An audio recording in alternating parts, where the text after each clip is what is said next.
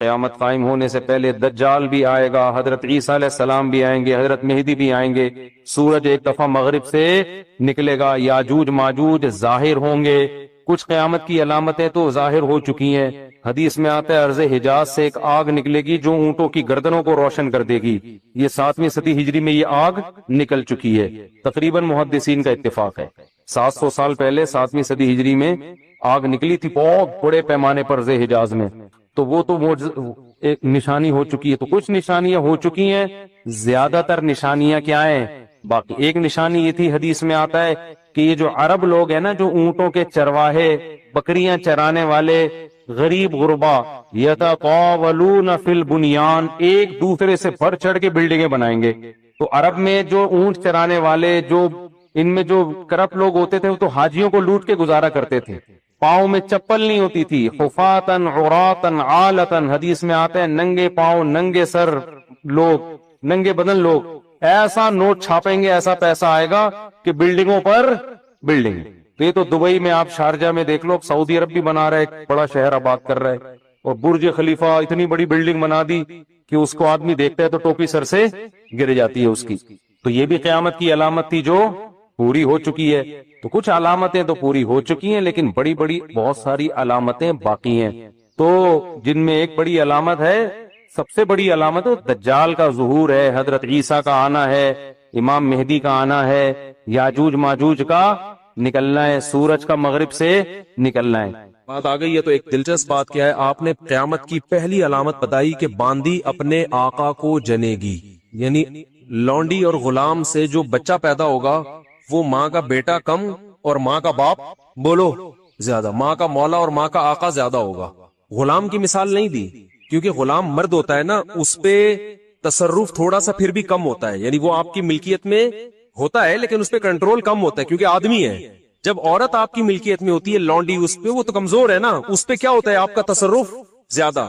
تو جو مکمل غلام اور باندی تھی وہ جب جنے گی جس نسل کو، تو ہونا تو یہ چاہیے تھا کہ جس نے جنا ہے اس کا مقام اونچا، لیکن جس کو جنے گی نا وہی اس پہ کیا کرے گا، یعنی ماں کا تو ایسا حق ہے نا، ماں کو تو ساری دنیا جانتی ہے نا کہ ماں نے کیسے گود میں پالا، کیسے جنا، اور لوگ ماں کے تانے دیتے ہیں نا۔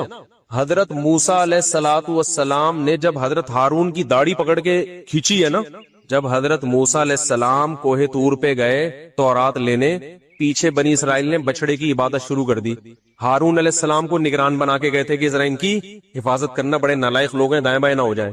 تو جب واپس آئے تو دیکھا کہ وہ کیا کر رہے ہیں، بچڑے کی عبادت۔ تو حضرت موسیٰ کو سب سے پہلے غصہ کس پر آیا؟ حضرت ہارون پر، اپنے بھائی کی داڑھی پکڑ کے کھینچی کہ ما منعک اذ رأیتہم ضلوا، یہ گمراہ ہو رہے تھے، آپ نے روکا کیوں نہیں؟ تو حضرت ہارون نے کیا کہا؟ باپ کا واسطہ نہیں دیا بلکہ ماں کا، لا یبن ام، اے میری اماں کے بیٹے، اے میری ماں کے بیٹے، کیونکہ یہ رشتہ فوراً سمجھ میں آتا ہے، ماں کا واسطہ، کیونکہ محبت کی علامت ہے نا۔ ابا جو ہے نا وہ تربیت کے لیے اللہ نے بنائے، وہ محبت واپس زیادہ ابا سے امیدیں نہیں لگایا کریں۔ ابا کی ایک الگ ویلیو ہے، وہ محبت بہت زیادہ کرتے ہیں ابا، لیکن وہ جتلاتے نہیں ہیں، وہ کہہ رہے ہیں تمیز سے، زیادہ لاڈ پیار دکھاؤ گے نا ابا، یہ ہو گیا تمیز سے بیٹھ وہاں جا کے آرام سے، ٹھیک ہے نا، جو بات ہے ادب تمیز۔ ماؤں کو زیادہ ادب تمیز نہیں، ماؤں کو لاڈ چاہیے ہوتے ہیں، تو اس لیے ابا محبت تو بہت کرتے ہیں لیکن وہ آسانی سے سمجھ میں نہیں آتی کیونکہ تعظیم اس پہ غالب ہوتی ہے۔ اماں کی محبت 2 منٹ میں سمجھ میں آ جاتی ہے۔ تو جب بھی واسطہ دیا جاتا ہے کس کا؟ اماں کا۔ تو حضرت ہارون بھی واسطہ کس کا دے رہے ہیں کہ بھائی ایک ہی ماں کے ہم دونوں اولاد ہیں، آپ اتنی سختی تو نہ کریں نا، ماں کا واسطہ دے رہا ہوں آپ کو، یبن اماں، اے میری اماں کے بیٹے۔ تو ماں جو اتنا قریبی رشتہ ہے، جس کی محبت سب کو سمجھ میں آتی ہے، اس کو غلام بنا لینا تو یہ کھوپڑی میں آنے والی بات نہیں ہے۔ لیکن حدیث میں کیا آتا ہے، قرب قیامت میں بیٹا کیا ہوگا؟ ماں پہ حکومت کرے گا، بیٹا ماں پہ حکومت کرے گا۔ تو ہونا تو یہ چاہیے تھا کہ جو جنے، وہ جس کو آپ جن رہے ہیں وہ گویا ایک قسم کی لونڈی غلام ہو، ماتحت ہو، لیکن الٹا حساب ہو رہا ہوگا۔ تو یہ بھی پتا چل رہا ہے کہ ادب مارکیٹ سے کیا ہونا شروع ہو جائے گا؟ شارٹ۔ مطلب حدیث کا یہی ہے کہ چھوٹے جو ہے نا وہ بڑوں کی جگہ ہو جائیں گے، اور بڑے، اور یہ خدا کی قسم آج اپنی آنکھوں سے میں دیکھ رہا ہوں، زیادہ تر لبرل لوگوں کے گھروں میں دیکھ رہا ہوں، دیندار گھروں میں کم۔ باپ اور ماں اپنے بچوں کو اسکولوں میں 15-20 ہزار روپے فیسیں دے کر بدتمیز بنا رہے ہیں، باقاعدہ پیسوں کے ذریعے، یعنی اسکولوں میں پڑھا رہے، ماڈرن اسکول ہیں، اور بہت ہی ماڈرن قسم کے اسکول جن میں مذہب نہیں ہے, بچہ انگلش میں انگلش بہت اچھی بول لیتا ہے, اور ٹھیک ٹھاک فیسیں دے کے کیا کر رہے ہیں, اپنی نافرمانی پیسے دے کے سکھا رہے ہیں. آج بھی میرے پاس ایک کیس آیا, کسی کو نہیں پتا چلے گا کس کی بات ہو رہی ہے. ایک صاحب نے کہا میں نے اپنی بچی کو ایڈمیشن کروایا, میں 20-20 ہزار روپے فیسیں دے رہا ہوں, اور وہ چرس پی رہی ہے, وہ پتہ نہیں کتنے کتنے لڑکوں سے دوستیاں لگا رہی ہے. تعلیم کو فوکس کرنے کے چکر میں تہذیب کا بیڑا غرق کر, یعنی گویا کہ پیسے دے کے باقاعدہ کیا کیا جا رہا ہے, اپنے بچوں کو خراب کیا جا رہا ہے. تو جنا بھی خود, احسان بھی خود کیا, اور نکلا کیا رزلٹ, وہی آپ پہ کیا کر رہا ہے حکومت, وہ آپ کی ایک بات ماننے کے لیے تیار نہیں ہے. تو یہ وہ دور ہے جس سے ہم گزر رہے ہیں. تو اس میں بھی ادب کی تلقین کی گئی ہے. جب کچھ اس طرح کے لوگ آتے ہیں نا میرے پاس, کہ باپ بیٹا بیٹھا ہوا ہوتا ہے اور باپ اپنے بیٹے کی شکایتیں کر رہا ہوتا ہے بڑے دھیمے لہجے میں کہ بچے کو غصہ نہ آ جائے, اور بیٹا جواب دے رہا ہوتا ہے بڑی اونچی آواز میں. یہ میں نے بہت دیکھ لیا ہے, بہت دیکھ لیا اپنی زندگی میں. اس سے مجھے فوراً وہ حدیث یاد آتی ہے کہ اس کو باپ ہونا چاہیے اور اس کو بیٹا. باپ کو یہ ڈر لگتا ہے کہ یار اب میری اولاد ہے, یار میں کوئی اونچی آواز سے وہ سخت ایک دم میٹر نہ گھوم جائے. دیکھو یہ اولاد کے نالائق ہونے کی علامت ہے کہ آپ نے اپنے باپ کو یہ اتھارٹی نہیں دی ہے کہ وہ آپ کو ڈانٹ سکے. اگر آپ کا باپ آپ کو ڈانٹتے ہوئے گھبراتا ہے نا, خدا کی قسم یہ باپ کے خراب ہونے کی دلیل نہیں ہے, یہ اولاد کے خراب ہونے کی دلیل ہے. یہ اولاد کے خراب, وہ ڈر لگتا ہے اس کو کہ یار کچھ بول دوں تو ایسا نہ ہو ناراض ہو جائے.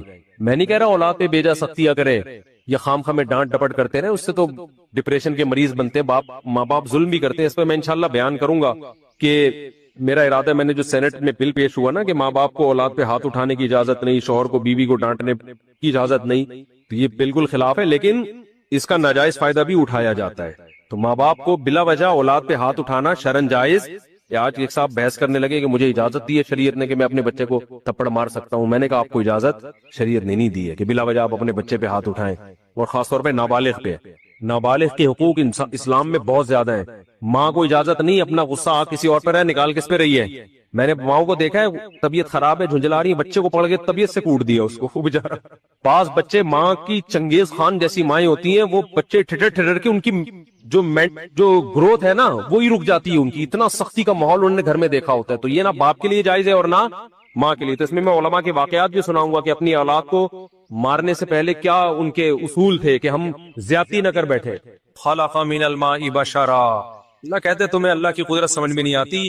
ایک غلیظ پانی سے انسان کو بنایا میں نے, اس پانی کو دیکھو, اور بنا کے کیا فجعلہ نسبا وصہرا, اس کو 2 خاندان دے دیے, ددیال نلیال, اور بلوغت کے بعد ایک خاندان دے دیا سسرال.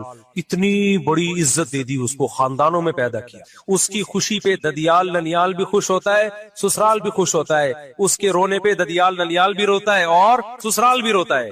ایک پانی کو اتنی عزت آٹومیٹیکلی اب بولتی بند نہیں مل سکتی. لوگ کہتے ہیں نا بولو نہ بولا نہیں بولا کرو, آپ خود ہی بول لیا کریں میں بولو نہ نہیں بولا کرو, سینٹنس مکمل کر لیا کریں. ایک غلیظ پانی تھا, کوئی کہہ سکتا تھا ایک ایسے پروسیس سے اس کو بھی گزارا جائے گا, ایک ایسی مشین میں کہ یہ چودھری اور وڈیرا بنے گا, ٹھیک ہے نا, یہ سائنٹسٹ بنے گا, اور یہ ایک سیاستدان بنے گا, یہ ایک بڑا آدمی بنے گا, یہ ملینز بنے گا, بلینئرز بنے گا, اور پھر اس کا خاندان ہوگا. اس کو تنگ کرو گے, اس کا باپ بھی آئے گا, ماں بھی آئے گی لڑنے کے لیے, پورا پیچھے خاندان ہوگا, اس کے رونے پہ خاندان روئے گا. پھر اس کا اللہ نے تو 1 سسرال کا ذکر کیا. میں نے اس آیت کی قدر کرتے ہوئے میں نے کہا جب سسرال اتنی بڑی نعمت ہے تو 4 ہونے چاہیے. تو میرے اوپر یہ آیت اور زیادہ فٹ آ رہی ہے. کیا خیال ہے بھائی کہ هو الذی خلق من الماء بشرا, اللہ نے ایک غلیظ پانی سے انسان کو پیدا کیا اور اسے نسب بھی دیا, اور 4 عدد نسب ایک دیا, اور سسرال کتنے دے دیے. اس سے پتہ چلتا ہے, اس آیت سے پتہ چلتا ہے کہ خاندان ایک بہت بڑی نعمت ہے, اور نعمت جتنی زیادہ ہو اتنا اچھی ہوتی ہے. پیسہ نعمت ہے یا نہیں ہے؟ تو کبھی کوئی کہتا ہے زیادہ پیسہ ایکچولی میں خرچ کہاں کروں, ایکچولی مینج کرنا مشکل ہے. ابے لے آ, بعد میں دیکھیں گے کیا مینج کرنا ہے اس کو. تو اولاد بھی نعمت ہے. یہ بولی میں یہ شاہ اناس, اللہ کہتے ہیں گفٹ کرتا ہوں بیٹے بیٹیاں, آنے دے, آنے کے بعد کرنا ہے کہ کرنا کیا ہے ان کا, آنے میں نہیں روکنا ان کو کہ گفٹ کم لینے ہم نے, گفٹ تو جتنے زیادہ آ جائیں, اس کے بعد پھر ان کا کرنا کیا ہے. تو بچے پیدا ہونے سے مت روکو, ہونے کے بعد پھر پلاننگ کرو. مسئلہ یہ نہیں ہے بچے جو بگڑتے ہیں نا اس لیے نہیں کہ زیادہ ہے, اس لیے کہ پیدا ہونے کے بعد بھی نہیں سوچ رہے ہوتے ان کو بنانا کیا ہے ہم نے. وہ تو ایک بھی بگڑ جائے گا, پھر تمہارا بچہ پیدا ہوا تم قیامت تک سوچتے رہو گے کرنا کیا ہے اس کو, تو چور بن جائے گا, آٹومیٹیکلی ڈاکو بن جائے گا. تو جو بگڑنا ہوگا تو ایک بھی بگڑے گا. اگر پلاننگ کر کے پیدا کرنے میں پلاننگ نہیں کرو, پیدا تو اللہ کی طرف سے گفٹ ہے, جتنا ہو اچھا ہے, لیکن جو پیدا ہوتے جائے اسی وقت ان کو انسان کا بچہ بنانے کی فکر بولو کرتے چلے جاؤ کہ بگڑے نہیں ہے. ایسا نہیں چرسیوں میں بیٹھ رہا ہے, ایک بچہ بھی چرسی میں بیٹھے گا تو چرسی بنے گا, 18 بچے بھی اگر بھائی انسانوں میں بیٹھیں گے تو کیا بنیں گے, انسان کے بچے بنیں گے. فیملی پلاننگ والوں نے تو بچے ہی روک دیے نا. تو نسب و سہرا, قرآن کہتا ہے سسرال والا بنایا, تو سسرال بھی جتنے زیادہ ہوں اتنے کیا ہیں, اور نعمت ہے سسرال. آپ کسی, یہ تو مذاق کرتے رہتے ہیں, مذاق اڑاتے رہتے ہیں سسرال کا, دل بھی چاہتا ہے لیکن اب کیا کریں, مجبور ہے. لیکن ویسے کتنی عزت ہوتی ہے جب آپ کا ان کے گھر رشتہ نہ ہوا ہو, آپ جاؤ کوئی عزت دیتا ہے. جہاں آپ کی بات ابھی شادی بھی نہیں ہوئی, صرف رشتہ طے ہو گیا ہے, بھائی دولہا بھائی آئے ہیں, ان کا سموسے کا پوچھو, ایسا نہ ہو برا لگ جائے.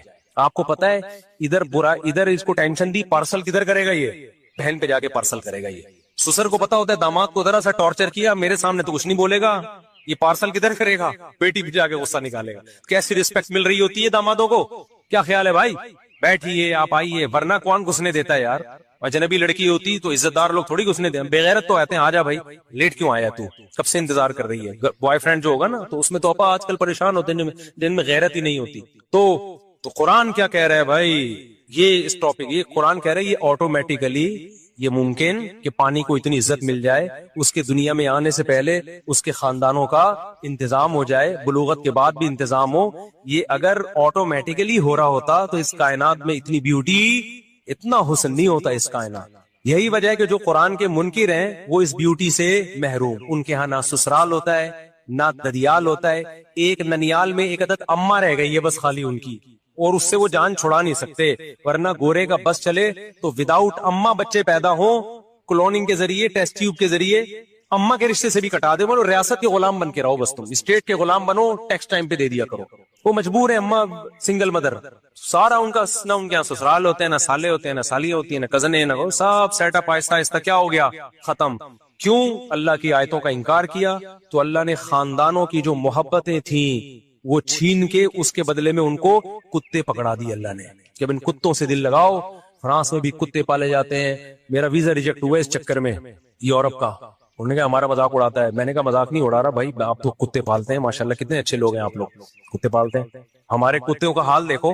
ابھی ایک واقعہ سناؤں, کتے پہ بڑا زبردست واقعہ ہے. اتنے کتے ہو گئے نا, اللہ کے MC والوں کو بہت جزائے خیر دے. کچھ رپورٹیں آئی ہیں, انہوں نے کتے مارنا شروع کیے.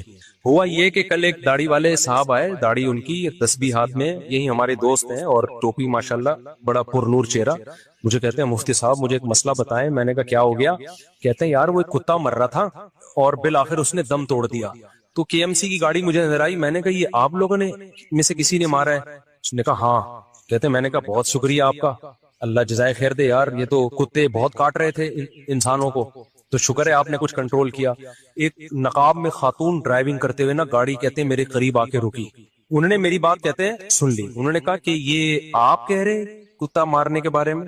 کہا جی. میں نے کہا یہ آپ کو خوشی ہوئی ہے کتے کو اس طرح سے مارا گیا اور یہ مر گیا, یعنی زہر وہر کچھ کھلایا ہو؟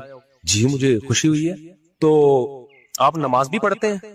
ابھی نماز پڑھنے جا رہے ہیں. جی نماز, دعا بھی مانگیں گے اللہ سے, ذکر اذکار بھی. جی یعنی ایک طرف آپ کتے مار رہے ہیں, دوسری طرف نمازیں پڑھ رہے ہیں.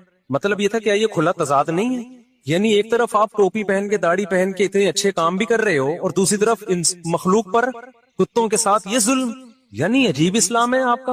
ادھر کتے بھی مار رہے ہو, ادھر اللہ کی عبادت بھی. کہتے ہیں میں نے اس خاتون سے, کل کا واقعہ ہے, کہتے ہیں میں نے اس خاتون سے کہا کہ دیکھیں یہ کتے انسانوں کو کاٹتے ہیں